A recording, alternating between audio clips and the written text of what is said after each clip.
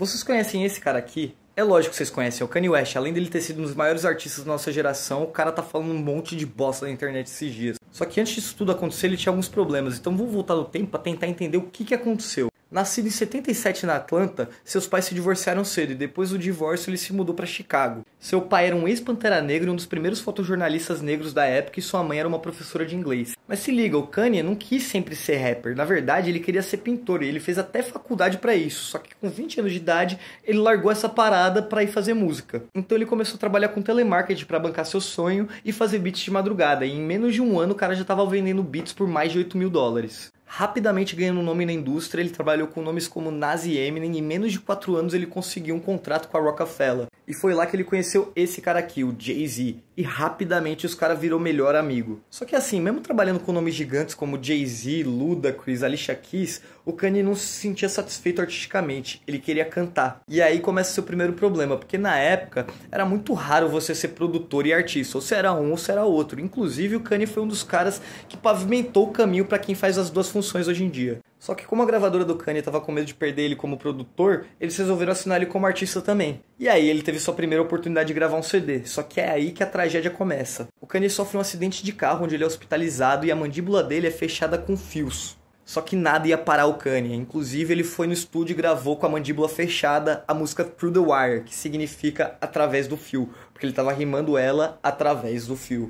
E pouco tempo depois disso ele lançou seu primeiro CD, o College Dropout. Que logo de cara o bagulho consegue 2 nominações ao Grammy e rapidamente todo mundo percebeu que o Kanye ia ser foda. O próprio Kanye diz: eu tava numa loja de CD vendo uns CDs e eu pensei pra mim mesmo, eu acho que eu nunca mais vou poder fazer isso sozinho.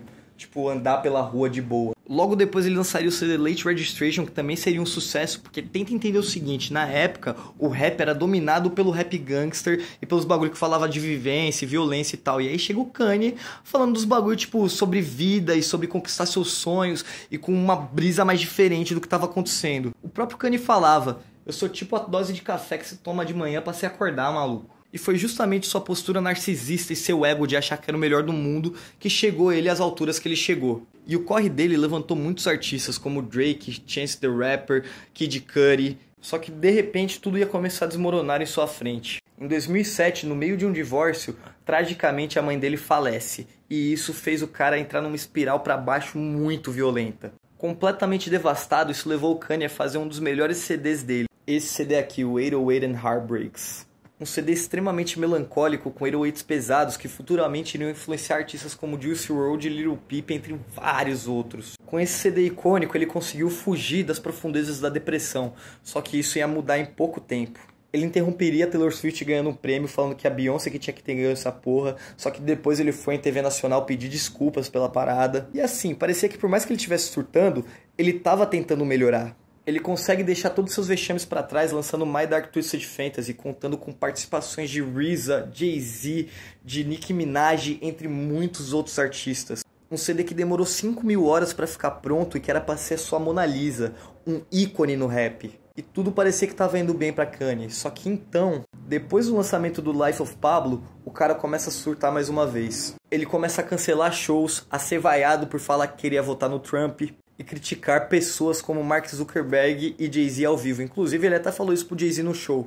Aí, Jay-Z, você nunca mais ligou pra mim, parça. Inclusive, eu sei que você tem assassinos, só não manda eles atrás de mim, truta. E por conta disso, ele foi hospitalizado e medicado de uma forma muito pesada. E sua relação com seu melhor amigo na indústria, o Jay-Z, também nunca mais foi a mesma. Então, quando ele casa com a Kim Kardashian e tem sua primeira filha, as coisas só começam a piorar mais ainda. O seu relacionamento representava o estilo de vida vazio e plástico hollywoodiano, e isso estava mexendo com a cabeça do Kanye.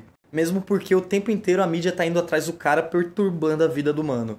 E não demorou muito tempo para ele começar a sair na mídia e expressar suas visões políticas, falando coisas do tipo: porque o racismo não existe mais, inclusive esse é o pensamento que mantém nós embaixo, dócil. E o eco dessas falas só iria reverberar mais quando o Kanye apareceu com o chapéu da maga, mostrando seu apoio ao Donald Trump. E foi aí que toda a mídia americana começou a taxar o cara como meio que um vassalo da extrema-direita. Só que nada impediu o Kanye de expressar suas visões políticas, sendo elas anti-aborto ou pró-Trump.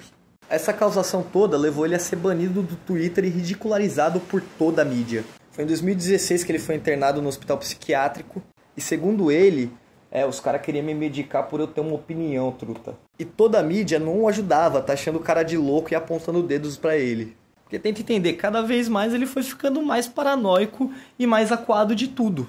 Então agora com o Kanye completamente dopado e uma luz midiática gigante brilhando nele, parecia que seu ego misturado com sua nova crença cristã estavam se misturando num burburinho muito louco que levaram ele a falar uns bagulho muito absurdo. Toda a mídia que um dia abraçou ele agora estava voltando contra ele. Só que nada ia parar o cara. De repente ele começou a se envolver em reuniões na Casa Branca e tendo discursos sobre políticas sociais com o Trump, enquanto pessoas na mídia falavam: porque agora o Kanye tá no meio de uma sala com 50 branquelos discutindo o futuro dos negros e ele não representa a nossa população. Só que tudo isso parecia ser uma estratégia pro seu plano maior, que era virar presidente dos Estados Unidos. Sua campanha virou meio que uma piada, o cara não conseguiu nem 0,003% dos votos. E essa parada foi um golpe pro Kanye, porque foi aí que ele começou a ir no Twitter e falar um monte de bosta sobre a mulher dele. Falando até que a Kim Kardashian queria manter ele num quarto dopado. Em 2021, então, a gente descobre sobre o divórcio dos dois, e isso só faz com que o Kanye West entre mais ainda nessa brisa de luta política. Só que agora não só isso, lutando também contra o mundo vazio de celebridades que a Kim Kardashian representava. Ele afirmava que a família Kardashian queria silenciar ele com remédios e que não permitiam ver a filha dele, e o cara tava se sentindo cada vez mais alienado e sozinho. E isso meio que foi a última gota pro Kanye, porque tipo assim, ele tinha toda a riqueza do mundo e todo o sucesso do mundo, mas ele não tinha a única coisa que ele queria, que era a família do cara. Enquanto isso, a Kim Kardashian tá botando a filha dele no TikTok pra milhões de pessoas assistirem, e o cara tá extremamente incomodado com isso, que ele não quer que a filha dele participe dessas paradas. Se sentindo cada vez mais desrespeitado e recluso do mundo, ele foi surtando cada vez mais. Lentamente ele foi sendo excluído de tudo que ele amava, todas as pessoas que gostavam dele pararam de colar com o cara, e ele estava cada vez mais sendo dominado pelos remédios e sendo recluso do mundo real. E a gente está vendo hoje em dia o resultado de tudo isso que aconteceu. Uma história trágica sobre o impacto que a cultura da fama tem sobre a cabeça das pessoas. A triste história de alguém que sofreu um burnout fudido e que recebeu um tratamento médico muito pesado. E por conta desse tratamento desenvolveu um vício em opioides. Alguém que hoje em dia está desesperadamente pedindo ajuda sem ninguém para estender a mão. E é muito triste ver a forma que ele está tentando chamar a atenção através de tweets extremistas e coisas do tipo, mesmo porque eu sempre admirei muito a jornada desse cara e me dói o coração ver o que está acontecendo.